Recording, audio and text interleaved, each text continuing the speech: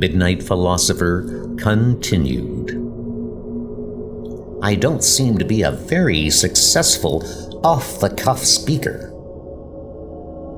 Is there any place you all would like to see? Oh, we understand that poet Richard Sherrick is buried here. May we see his grave? Of course. Most of our visitors end up at the graveyard. In fact, eventually we all do. I wish you hadn't said that. Now, keep together.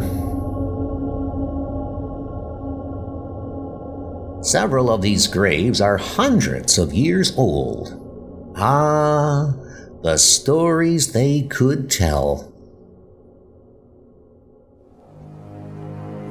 I was created. That is, I was dug almost 100 years ago.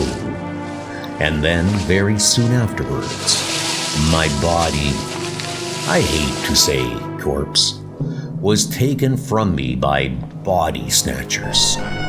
I never even had the chance to get to know her. This is my story.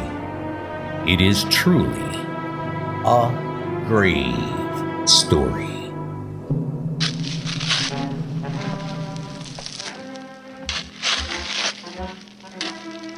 They found me empty the next day, but in those times there were plenty of graves, so they filled me in and forgot me.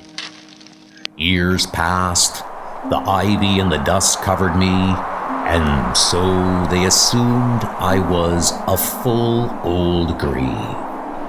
Someday they will check their records. Someday. Someday. Someday. Someday. Someday. Late one evening, a man carrying a sack crept into the yard. I suspected he was a body snatcher, and I thought, what a joke on him if he had come to snatch my body. But he was just the opposite.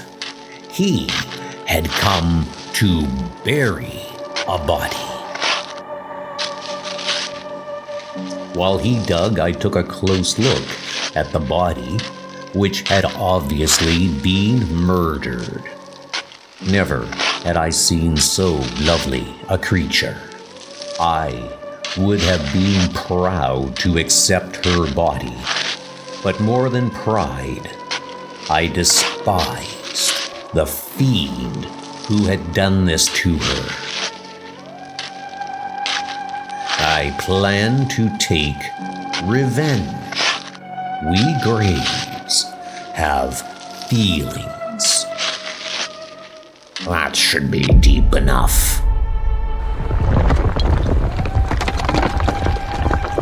What? Cave in? How could that happen? I did it. Rats, I'll have to dig it again. Well, nothing's too good for my dear, rich stepdaughter. This ground should be soft, but it's as hard as a rock. I'll have to dig elsewhere. No, he mustn't escape. The stone! My leg! It's caught! It's caught! Where's the shovel? I must get free! In the morning, the police took away the man, and they also removed the girl. They called her Suzanne. I was after her money. I married her mother for it. And you say that the grave fooled you. Sorry, Mac, but you're not getting away with an insanity plea on this one. After a while, the red lights vanished and the siren screamed away into the living world. and once again, I was alone. I saw the old man coming, but I hardly paid attention to him. My thoughts were on Suzanne. Hello, Martha. It's me again. I miss you so much that I want to be with you, but I haven't the courage to kill myself. He wanted to die. He actually wanted to die. Fool. Soon I will find the courage to join you. So you want to join her? Very well. You shall join her. This ground is awfully soft. Help me! Someone help me! I'm sinking! Why are you screaming for help? Isn't this what you wanted? Grandfather, take my hand.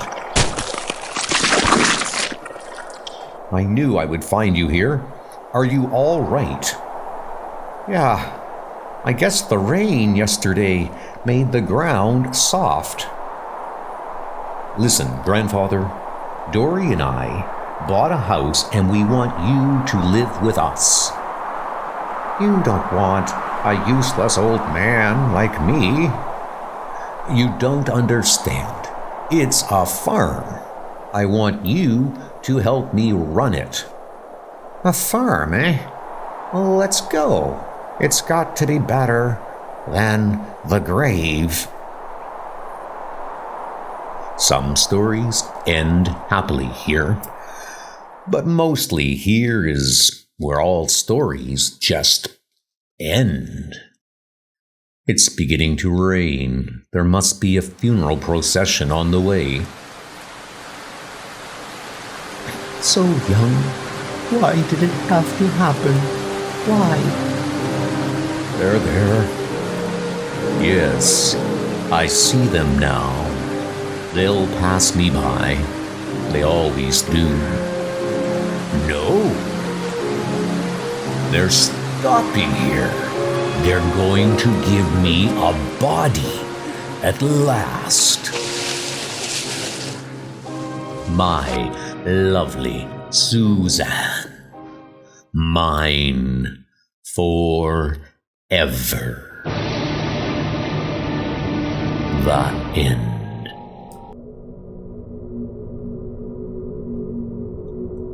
The Midnight Philosopher continued. Shall we start back? We have some good food waiting for you at the cafeteria. Good food?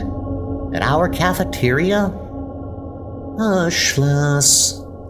The meal is on us. I hope you enjoyed your tour. Professor Coffin, why didn't you meet the bus? We did, Dean. We just gave a tour to the class of 76. Why, the class of 76 was killed last year in a bus accident while they were on their way here. Impossible. Well, the class of 76 finally made it to their orientation. Oh, Lord,